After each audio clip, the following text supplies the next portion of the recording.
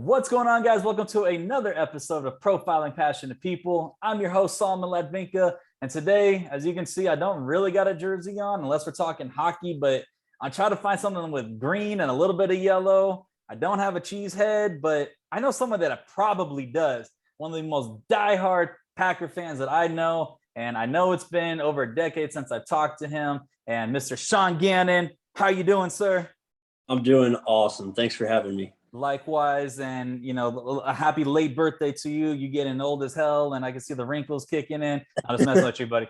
But no, I needed a diehard Packer fan, and that's the thing I love about social media is I can say it from my perspective. You and I, we had a great relationship when we were in high school together back in Bakersfield. We tormented our high school professor. In our journalism department, we were both the sports editors and sports writers for our school's newspaper. And actually, we were the first ever for the Titan Tribune. And I don't even know if it's still even in existence, but I mean, that's just something to give it up for ourselves right then and there. So absolutely. That's a blast from the past. Yeah, absolutely. And like I said, seeing your face right now, I'm just like, I'm geeking. So, all right, my man, we're going to be talking about your Packers and a whole lot of drama to go over, but I just want to get started and let the viewers know, how did you become a Green Bay Packers fan, especially with you being in Bakersfield, California? Well, I grew up in a family full of Niner fans, from the Bay Area. Yep. So it was all Candlestick. We had Candlestick season ticket we were Candlestick season ticket holders. We had them from 1979 up to 2013. Wow. But going to games when I was a kid, I was watching Steve Young all the time.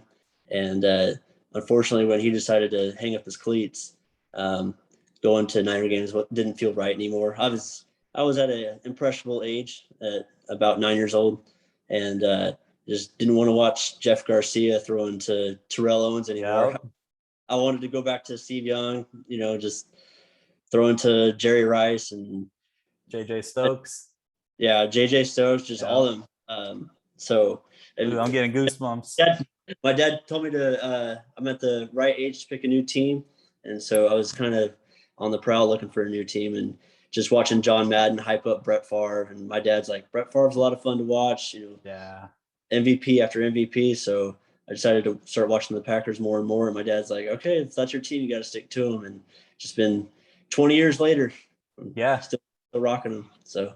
Yeah, I remember just us in high school. It was about once a week or once every 2 weeks. You'd always rock the Brett Favre jersey. We would always clash heads about the Titans and the Packers. And I mean, same thing with me. I grew up in San Fran, and the reason why my favorite number of all time is number 8, and that is because of Steve Young. And I get giddy just talking about him because the dude was just so elusive. He was just such a great quarterback, throwing to JJ Stokes, throwing to Jerry Rice, and then of course, I had to suffer through the Jeff Garcia era, the Garrison Hurst, the T.O. for the time being. Up to Garrison Hurst and Kevin Barlow. Yep, absolutely. Oh, man, I'm getting goosebumps. But, again, we're young, and that's the reason how I became a Titans fan, was the fact that I wanted to be socially accepted at a new school coming down to Bakersfield, and everybody was riding the Titans because they were going to the Super Bowl that year against the Rams. And I fell in love with Eddie George. I fell in love with Kevin Dyson, with Steve McNair, Frank Wycheck, all of those guys. So to have Brett Favre as someone that you looked up to and idolized, and he was the main reason that you became a Packers fan. I mean, salute to the dude, because he had obviously the Hall of Fame career that he had. So that's a great person to run after. And another thing that my dad pointed out, I mean, my dad was one of my coaches in every sport I played. Yeah. And he could always point to is Brett Favre's Iron Man streak. Who's not going to miss the game on Sunday? Brett Favre. Yeah. Get your ass back in the game, and we're going to complete this. And next week's a new week. So he's like, that's just another role model and a work ethic to look up to. Yeah, absolutely. Again, 20 years later, you're still donning the green and gold. Now, I'm curious, have you been out to Lambeau Field to see a game in person? I have. Okay. Back when I got my career started, 2016, Ooh. I I always said I wanted my first ever game at Lambeau to be against the Bears, and I was able to catch a Thursday night game against the Bears. Ooh, how was that? It was awesome, dude. It was well, Bears back then had Cutler at quarterback, but he was hurt going into the game. He was going into the game, and then so they had Brian Hoyer starting, and in the second quarter he broke his arm, so they had to go. They had to all Barkley from USC, Matt Barkley, took that game and just dominated all pretty much. I mean, they didn't dominate the first half per se, but the whole second half they just made adjustments and kicked some ass. So Yeah, I love the fact that you've been to Lambeau. So that was the one and only time so far? For about another 5 weeks when I'm going back. Hey, there you go. Nice. Who are they playing? Because I mean, I got the schedule in front of me, but who are you gonna go see? Pittsburgh. Ooh. It'll be a hell of a game. Yeah, yes, sir. I can't wait to hear about that one. So one of my bucket lists is seeing every NFL stadium. I love going to enemy territory. Yep. And huge football fan. So about 3 or 4 years ago, I went to Heinz Field. Nice. And saw a game, and my buddy's like, "Hey man, you come out here and watch the Steelers play, and I'll go out to Lambeau and watch my Steelers play over there." There you go. He's holding up on the deal, and luckily, I was planning on going to Week 1 this year. Yeah, I was planning on going to New Orleans last year, but COVID canceled that out. But they're playing New Orleans Week 1 this year, so I wanted to go to the game. But since my buddy wants to go to Lambeau so bad, I told him, all right, we'll go to Lambeau. And, like, I'll go to Lambeau again instead of seeing the stadium that I haven't seen before. But the Hurricanes over there in New Orleans right now, they're not going to play in New Orleans Week 1. So kind of a blessing in disguise, but hopefully everybody's okay down there in the bayou. Yeah, praying for everyone's safety down there in the bayou with this hurricane that's hitting. But yeah, I'm glad that you'll be able to see that, and such a great opponent. So again, we're going to turn back a little bit of the timeline. You see your idol go out, and I believe he went, and Favre had went to the Jets at that time. You're bringing in this young kid, Aaron Rodgers, who's got a chip on his shoulder. Initially, what did you think about Aaron Rodgers when he became officially the Packers quarterback? Well, when they drafted Rodgers had that historic draft day fall down the board, and then the Raiders traded up right in front of the Packers, and they're dire for a quarterback, but they taken, I believe, a corner. Might have been Philip Buchanan, so next pick, Packers coming up, and Tagliabue announces the pick, and I was like, all right, we got a quarterback of the future. And then a couple years down the road, trade Favre to the Jets, and it's just so green. Just like watching his highlights, his third year in the NFL technically, but first year as a starter. Yeah, it was completely different than what he is today. It's just his throwing motion is everything. And I remember when he first came on the field, it was a primetime game in Dallas, and I had just gotten off basketball practice in high school, and I come home and Aaron Rodgers on the field instead of Favre, and that was the first glimpse of first ballot Hall of Famer. Yeah.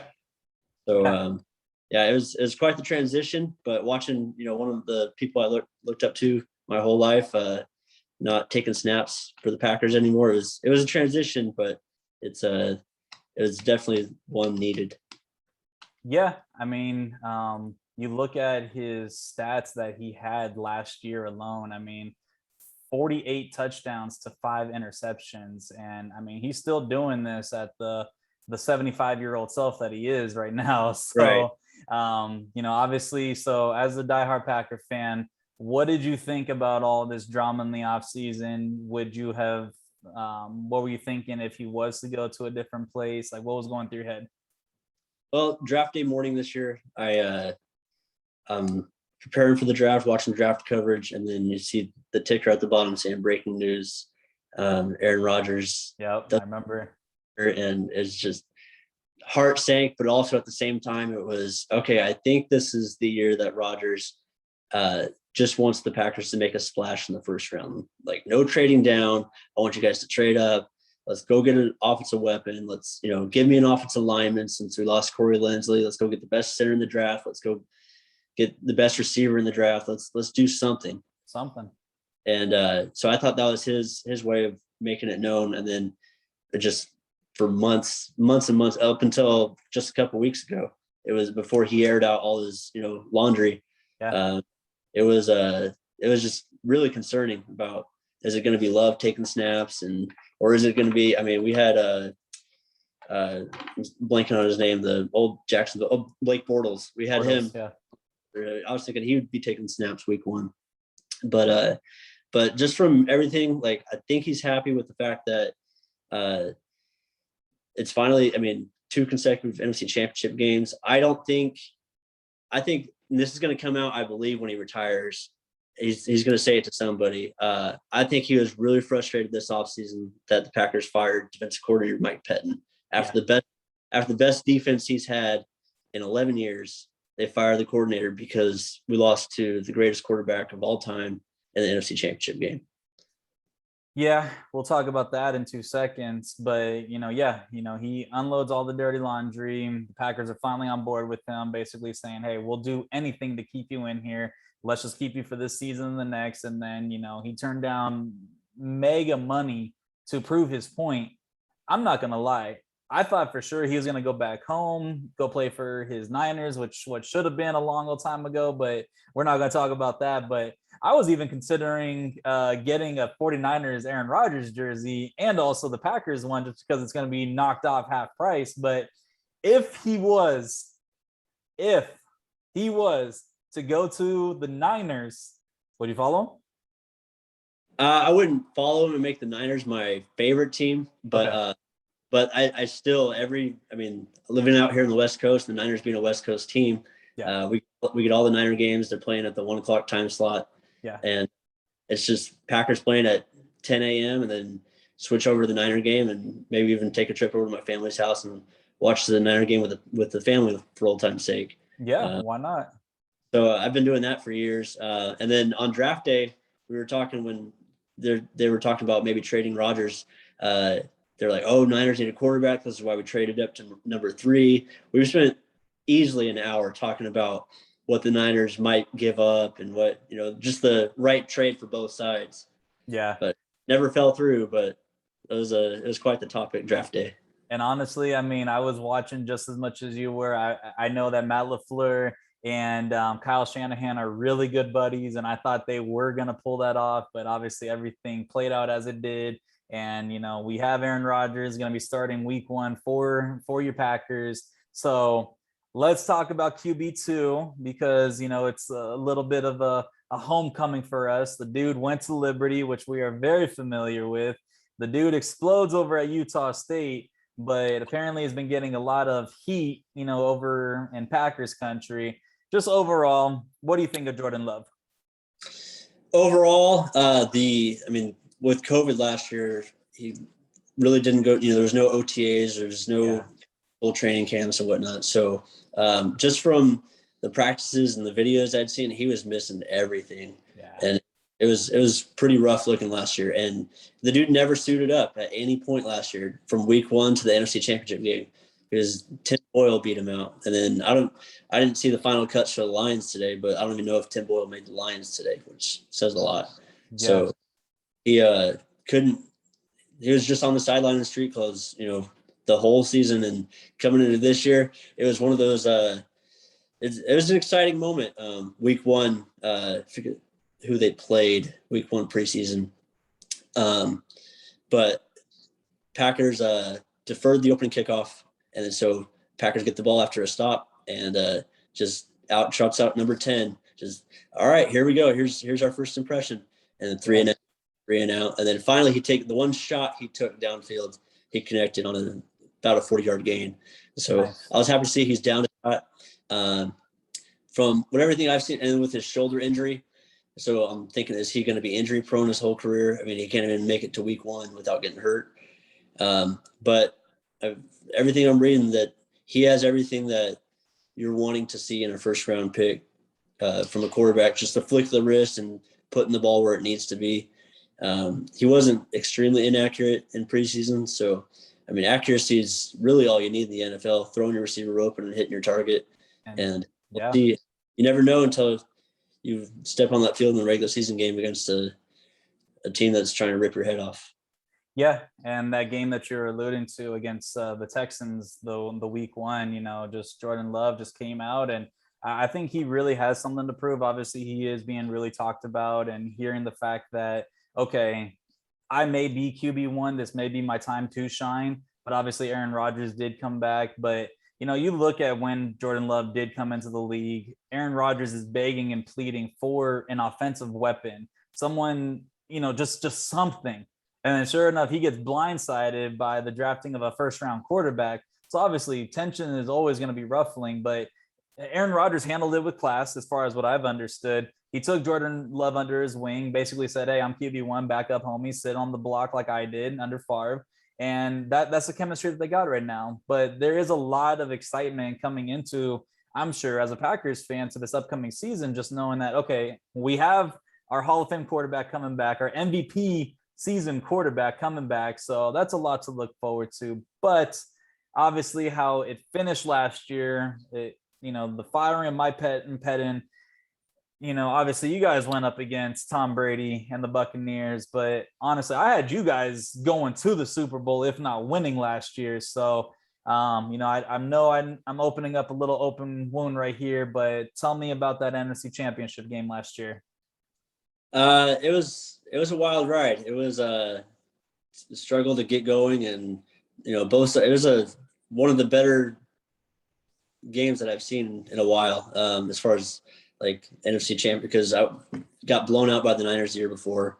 Yeah. And so going into that game, it was highly competitive. Like I said, one of the top 10 defenses in the league, and, but so was Tampa, and it was just it wasn't one of those 42 to 34 games. It was it was not quite a shootout, but it was, the offense was there. I mean, two of the greatest to ever do it, taking snaps, going up against top 10 defenses. It was quite the game for sure. Everybody makes a big deal about the taking the ball out of Rodgers' hands down towards the goal line on fourth down, kicking the field goal instead. Yeah. But I was fine with the decision then, and I'm fine with the decision now. Did you take the ball out of his hands? I guess. But if Brady goes down and gets a field goal, the game's over. If you make a stop, then you're giving the ball right back to Rodgers with about 2 minutes left. And unfortunately, just the most gruesome part about that whole final drive for Tampa was the pass interference call at the end that clinched it. Yep. The official who threw the flag, I think it was the back judge, whistled and signaled incomplete first, and then threw the flag on the play. Yep. And that just doesn't happen. And they were letting them play all game. There was I don't know how many penalties there were, but it was a handful at most combined. Yep. And for them to be ticky tack on that, did he get handsy? Yeah, but he was handsy all game, and so was Tampa. So just that was the frustrating part, and Kevin King getting burned a couple seconds before halftime. So I remember that all vividly, and like I said, I'm sorry to open up that wound for you, but we got to talk about that. But all right, so you do look at this season, NFC North. Obviously I don't see the Lions being a contender. Vikings, not really. Bears, I'm a big fan of Justin Fields. I think he's going to do great things in the league. How he goes up against Jair Alexander and that defense of Green Bay, I just don't see them coming out with any of those wins, whether home or away. My opinion, clean sweep of the NFC North. If we did realistically look at your schedule, 17 games, I know you'd love them to go 17-0 and win the Super Bowl and hoopla and all that stuff. Tell me, 17-game season, what's your record? Right now I have them at 13-4. Okay.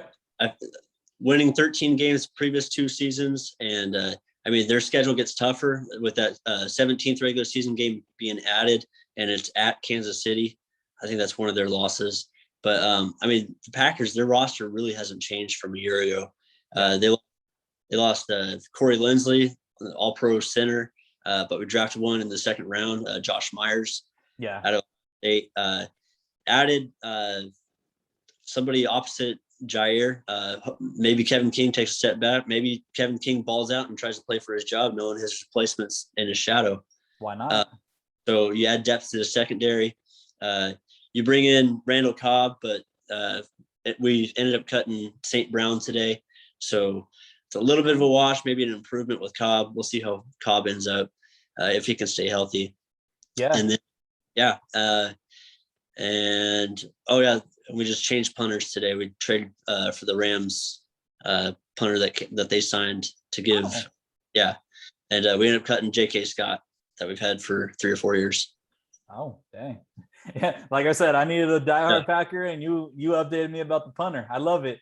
So I know it'll be a little tough considering, you're going to be going to Pittsburgh the next week, but they are going to San Francisco and all your family bloodlines the week before. Did you circle that one at all, or maybe sometime in the late future?